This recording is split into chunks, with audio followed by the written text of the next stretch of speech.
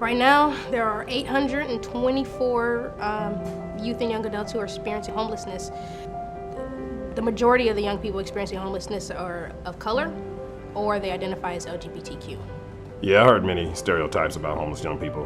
A lot of them are that they've done something to put themselves in that position, that they are bad people or bad kids, and that they don't have a desire to get off the streets or to get employment to be a positive citizen in society, and they're really looked down upon. People have to look at what the definition of homelessness is in the state of Washington. I mean, it's really just anybody who's instably housed.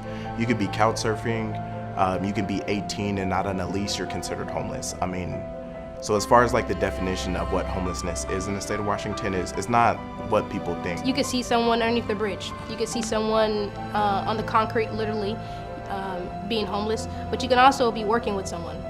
There may be people that you're working with, people that I work with that are homeless because they can't afford housing, and we don't know. So homelessness doesn't have there's not an exact science. It doesn't look one way or the other. But what we do know is that there's a lot of people who are experiencing homelessness, especially in King County. A lot of people are locked out of housing because it's too high, and they just need a little bit of support so that they can actually become self-sufficient. So it's hard to answer because homelessness doesn't have an exact look. People see kind of the byproducts of homelessness. They see the addiction, they see the crisis, and they think that that is what it means to be homeless. Instead of thinking that people are homeless and then they come into these circumstances, they think that people are homeless because of these circumstances. Now what we do know is that 824 is not the exact number. There are people who identify as LGBTQ who haven't quite come out or don't feel comfortable. We know that they're not accessing services. Young people in general may not be accessing services. They may be outside, they may not consider themselves homeless. They may be staying with friends and family, and so they're not saying, hey, I'm homeless.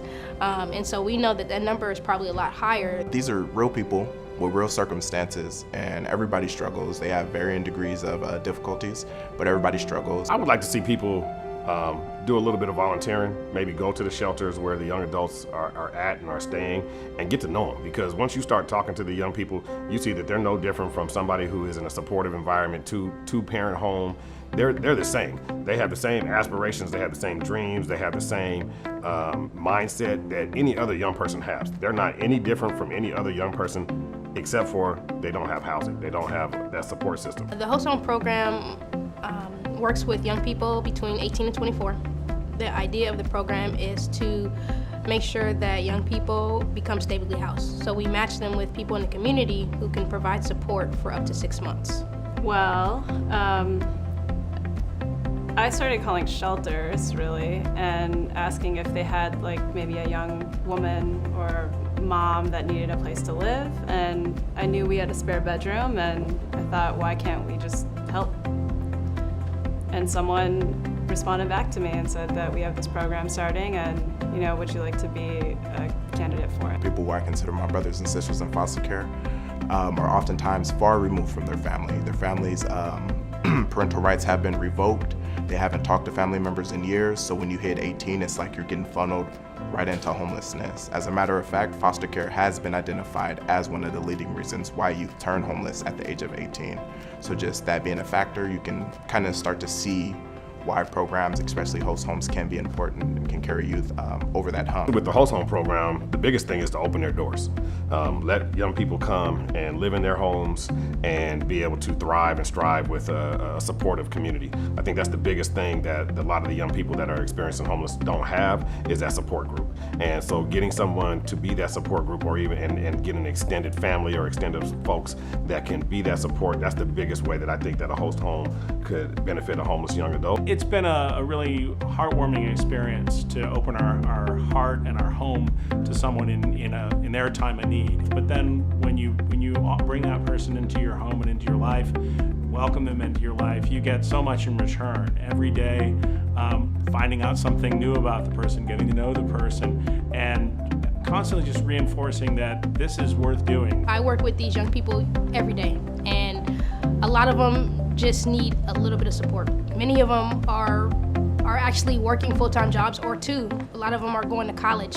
The hardest thing to hear is that I am in college, I have a full-time job and I'm sleeping in my car. That's the hardest thing to hear, because they feel like they're doing it right, and they are for the most part, but they're still locked out. And so I'm doing it for them, to make sure that we have enough resources so that they don't have to go home in their car, and that's what they're considering home, that they have an actual home to go to. It's very dynamic and it's very vibrant, and that's a key part of it, because everybody's needs are going to be slightly different, right? Everybody's an individual, everybody's a person, everybody has different wants and different needs and needs to be dealt with as an individual. So by nature, the program has to be that fluid and dynamic. It takes a great coordinator to make that work in a great program, and that's what we've found. We've been very fortunate. Host homes, I believe, are situations that people need just a short-term period of time to be able to really get some stability, get in a place to where they can move forward, and really have somebody who they're living with that can be that mentor and be that guide to help them to reach their goals. If you want to help, you can help. The thing about host homes is it's an agreement between two parties. So you don't have to be like, oh, I have to put up with this or that. You establish, your boundaries from the get-go, and you determine, what you want, your home to look like. Some people might be hesitant because I've never done anything like this before. But that's where, again, the program side of it comes in and makes it so simple. A little bit of training, background check, make sure, everything's okay, and you're just going to take that big step forward. We also want people to know that we have their back, that we're there with them every step of the way, that we're not going to just place a young person in there and leave them as it's our goal for that young person to thrive, to be successful, to become what they want to become, and that's what this program is. And once you really get to know these young people and understand that they're just regular old folks just like us, then I think that kind of cuts some of those barriers down. Like I said, if you've got a little bit of space in your home, a little bit of room in your heart, and then just take the step with the program, and it's easy. My vision for this program is that this is a way to help alleviate homelessness. Ultimately, this program is set up for young people to be able to kind of come, stabilize, work towards their housing, work towards their employment, and then be able to stand on their own 2 feet. And we want to make sure that this program does just that.